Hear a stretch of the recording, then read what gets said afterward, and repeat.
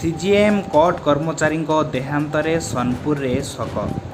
Sonpur CGM कोर्टर senior typist Jayprakash Mishra आज राति 2:30 रे 52 वर्ष बयस देहांत घटी।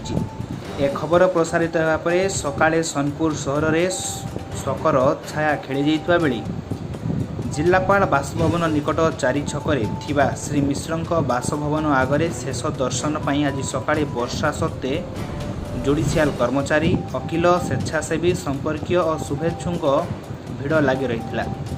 मृत्यु शज्या निकट में श्री मिश्र बड़बापा परिवार बापा अनंतराम मिश्र काका चित्तरंजन माँ खुड़ी सहधर्मिणी आनंदिनी भाई दीप्तिरंजन दुई सान बहु मामू अटल महापात्र झील सुनंदा समृद्धि और पुतुरा वैभव समेत अनेक संपर्कीय उपस्थित थे। श्री रामेश्वर श्मशान घाट में श्री मिश्र अंतिम संस्कार करा बेले बड़ झील सुनंदा और पुतुरा वैभव उभय मुखाग्नि देते। जुडिशियाल कर्मचारी वकिल स्वच्छ भारत कर्मकर्ता लालमणि क्रिकेट क्लब्र अनेक सदस्यों समेत सहरर बहु बुद्धिजीवी मान्यगण्य व्यक्ति श्मशान घाट में शव संस्कार कार्य उपस्थित थे। सोनपुर गोपीनाथ महाकुड़ रिपोर्ट सठिक खबर।